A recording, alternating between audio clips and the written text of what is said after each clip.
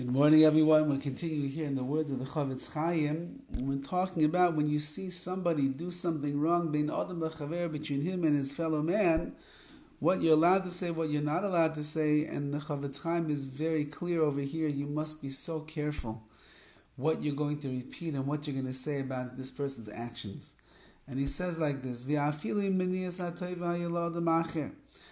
say that Ruvain saw Shimon do something wrong to Levi, not to Ruvain. He saw that Shimon did something wrong. For example, he withheld a favor from him or the like. And it bothers Ruvain that he sees that Shimon mistreats Levi.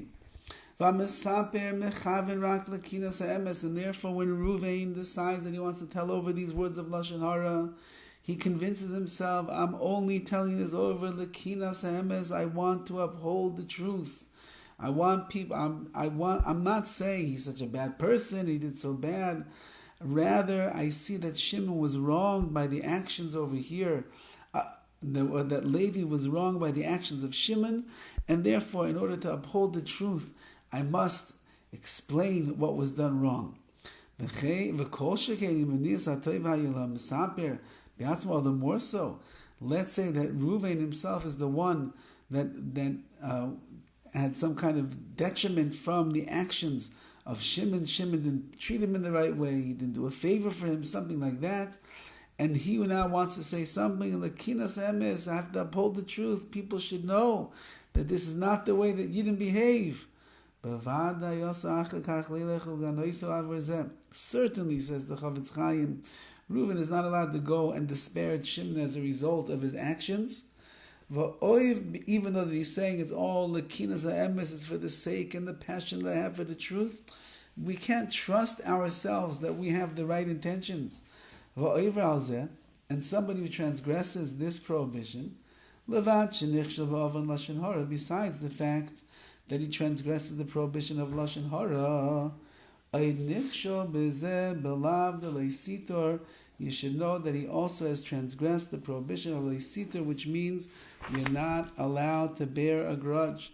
We are afraid over here that by you taking out your Lashon HaRa on this person, that you're doing it because you're upset with him, you're bearing a grudge. So you have two prohibitions. And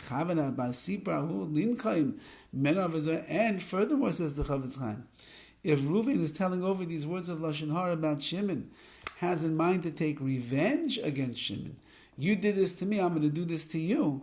Well, he wants other people to know that the wicked character, the bad character of Shimon, people should understand how to deal with him and how to beware of him and so on and so forth. Then Reuben also transgressed the prohibition of leisikom, do not take revenge, milvadis Lashon HaRa, besides the prohibition of Lashon HaRa. And says the CHOFETZ CHAIM, you got to be so careful in these cases, because besides just transgressing the prohibition of Lashon HaRa, which is big enough in and of itself, you might also be someone that is considered to be bearing a grudge. That's another one. And based on your kavanas, your intention, and how you're feeling on the inside, you might also be motivated by the taking revenge against this person, and that would be a triple whammy over here, says the CHOFETZ CHAIM, by saying one word of Lashon HaRa, you end up getting three prohibitions against you. Number one, Lashon HaRa. Number two, bearing a grudge. Number three, taking revenge. And that would be a terrible thing to bring upon yourself. Therefore, says the CHOFETZ CHAIM, be very careful what it is that you want to say. Just because you get upset, just because you think that you're striving to uphold the truth, so on and so forth, know yourself better. Examine your real intentions, and you'll realize, when in doubt, do without. Keep your mouth closed and don't say a single word that could end up breaching the laws of Lashon HaRa, the laws of bearing a grudge and taking revenge. Rachmana litzlan. Have a wonderful day, everyone.